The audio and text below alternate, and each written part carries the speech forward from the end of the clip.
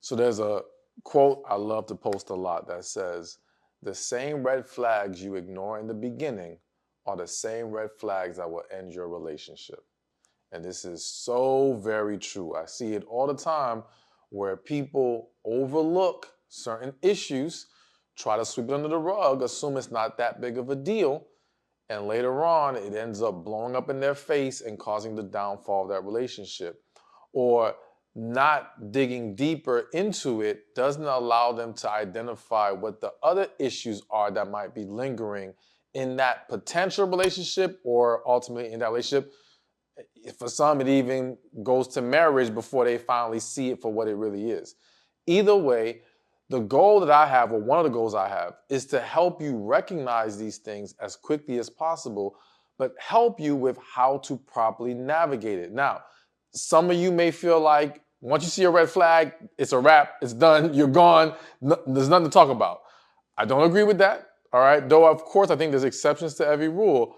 I think that my general rule for red flags is you see it, you address it, and if it can't be corrected, then you go, okay? Because sometimes red flags are misunderstandings, they're fixable issues, so we don't just want to jump to a complete negative conclusion without giving things an opportunity to see if it can actually be corrected, all right? But either way, red flags aren't just what people do, they can be what people say. And there are certain phrases that, again, I think they warrant raising an eyebrow and like, wait a minute, let me see what this really means, or let me explore this, or let me, take this into serious consideration, okay? So let's run through some of these things. And this first one, I didn't want to put it on here, but I'm like, you know what? I'm gonna put it on because it's a big common one nowadays. It's very recently popular. And that's the phrase. So one of the big red flags that men say, or a phrase that men say is a red flag, is what do you bring to the table? All right. Now listen, I understand the premise of the question. I don't think there's anything wrong with wanting to see what someone perceives as their value that they bring to a relationship. Okay.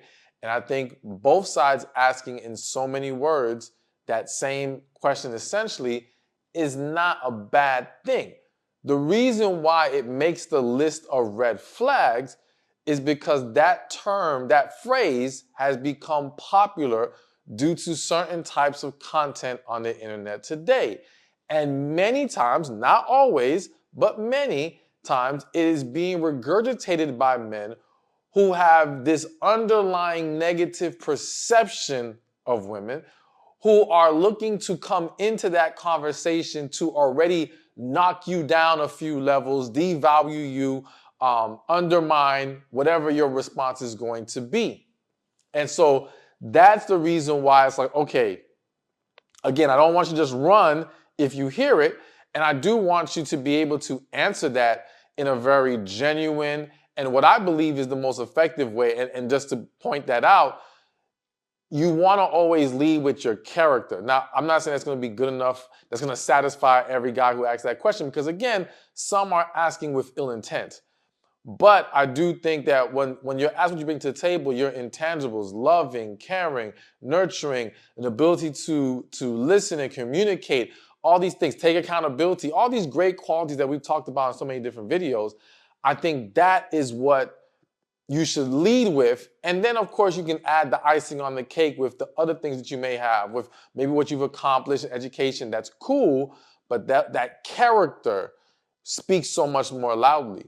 But getting back to the fact that this is a red flag on the man's side, again, many are leading with that question with ill intent.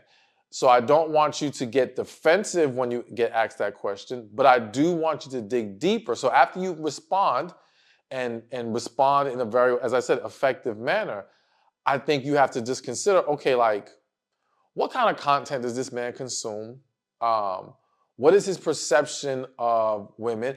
Even asking him in return, what do you feel the value is of a woman in a relationship? All right? Because again, if his perception of where he places value on women does not align with you, then right there we can just eliminate this being a potential relationship, okay? So we save a bunch of wasted time. Also, it is very likely or very possible at the very least for him to any negative perceptions he may have, if he is that guy that was asking with ill intent, that follow-up question is likely to bring that out, at least somewhat, all right? It's likely to expose him to some degree. So, and I think if he's not that guy, then he'll be able to answer in a way that's like, oh, okay, cool. I see he's not on any kind of negative stuff. He's not trying to attack or whatever the case may be. So I think that's a great follow-up to it, and just being mindful of where that comes from, so to speak, right? But again, there are going to be some guys who ask that and they never even watch that type of content. They don't have any negative perceptions. They just phrase it that way, and they're really trying to see what you feel is your value. And again, as I said in the beginning, nothing wrong with that aspect of it at all. Hey, thank you for watching this video. Be sure to check this one out right here, and I'll see you there. So there's a quote I love to post a lot that says, "The same red flags you ignore in the beginning are the same red flags that will end your relationship." And this is so very true. I see it all the time.